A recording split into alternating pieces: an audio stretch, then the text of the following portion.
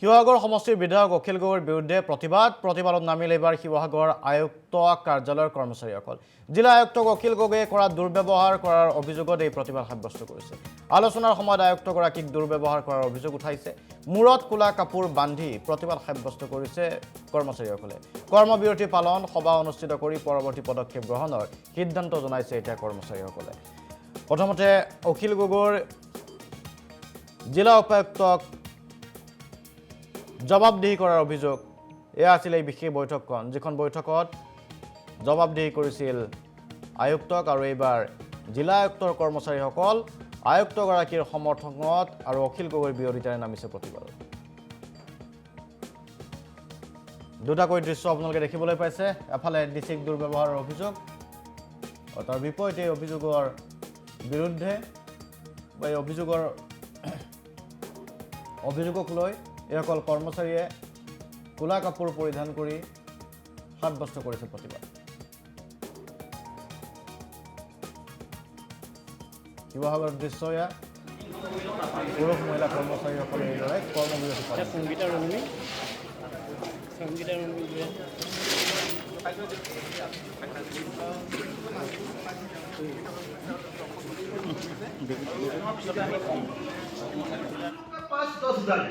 आप लोग बोल रहे हैं कि लोग डुप्लीकेसी कर रहा है तो ये प्रॉब्लम आप लोग का है ना। देख लीजिए डुप्लीकेसी कैसे होता है। आप लोग का साथ ये आधार है ना, आधार है नंबर 1। बोला है मंत्री ने बोला कि एक लोगों ने 3-4 ये ले लिया, 15,000 रुपया 3-4 बार ले लिया। अरे भाई आधार है कैसे ले पाएंगे, नंबर 1। नंबर 2, इसके बाद एक फैमिली ने दो दे दिया, 2 बेनिफिशियरी बन गया। तो हम लोग का क्या আমি আলোচনা কৰিবলৈ এতিয়া জাষ্ট আগবাঢ়িছোঁ। আমাৰ আলোচনাৰ পিছতে আমাৰ সম্পূৰ্ণ আমাৰ কাৰণ চেণ্ট্ৰেল কমিটি গোটেই অসমৰে চেণ্ট্ৰেল কমিটিয়ে এইখিনি আমাৰ কালি ৰাতি আমাৰ লগত আলোচনা কৰি আছে। তেখেতসকলে আমাক প্ৰথমে ডিচিশ্যন শিৱসাগৰ ডিষ্ট্ৰিক্টত ল'বলৈ কৈছে। যদি শিৱসাগৰ ডিষ্ট্ৰিক্টত নহয় তেতিয়া ভৱিষ্যতে যিখিনি আৰু কাৰ্যপন্থা কৰিবলগীয়া আছে আমাৰ অন্য ডিষ্ট্ৰিক্টবিলাকতো আমি সেইটো কথা আলোচনা কৰিম। গতিকে আমি ৰাতি দিন আপোনালোকে দেখিছে, আমি এতিয়া চাওক না, আমি প্ৰত্যেকে ফেচবুক খুলি ল'ব লাগিব আৰু প্ৰত্যেকে নিজৰ কাম দেখাব লাগিব। তেনেহ'লে আমি সেইটোৱে কথা।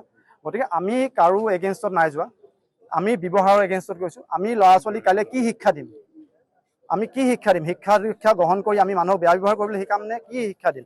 গতিকে আমি মোৰ ভুল হ'ব পাৰে কিছুমান কথাত, কিন্তু আমি দুখ পাইছোঁ এইটো কথাত আৰু আমি তাৰ বাবে এটা আলোচনা এতিয়া আমাৰ হ'ব। শিৱসাগৰ সমষ্টিৰ বিধায়ক অখিল গগৈৰ বিৰুদ্ধে প্ৰতিবাদত নামিল এইবাৰ শিৱসাগৰ আয়ুক্ত কাৰ্যালয়ৰ কৰ্মচাৰীসকল।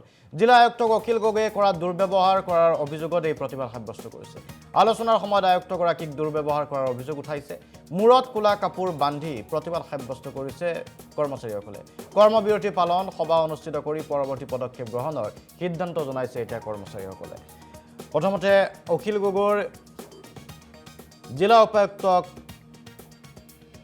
জবাবদিহি কৰাৰ অভিযোগ এয়া আছিল এই বিশেষ বৈঠকখন, যিখন বৈঠকত জবাবদিহি কৰিছিল আয়ুক্তক আৰু এইবাৰ জিলা আয়ুক্তৰ কৰ্মচাৰীসকল আয়ুক্তগৰাকীৰ সমৰ্থনত আৰু অখিল গগৈৰ বিৰোধিতাৰে নামিছে প্ৰতিবাদত।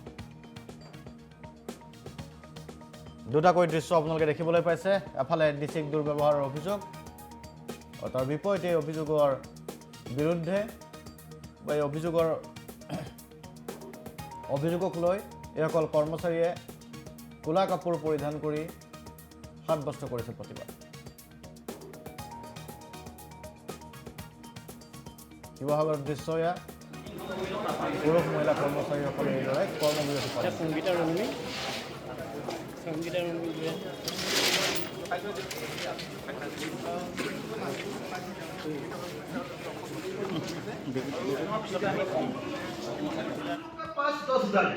आप लोग बोल रहे हैं कि लोग डुप्लीकेसी कर रहा है तो ये प्रॉब्लम आप लोग का है ना। देख लीजिए डुप्लीकेसी कैसे होता है। आप लोग का साथ ये आधार है ना, आधार है नंबर 1। बोला है मंत्री ने बोला कि एक लोगों ने 3-4 ये ले लिया, 15,000 रुपया 3-4 बार ले लिया। अरे भाई आधार है कैसे ले पाएंगे, नंबर 1। नंबर 2, इसके बाद एक फैमिली ने दो दे दिया, 2 बेनिफिशियरी बन गया।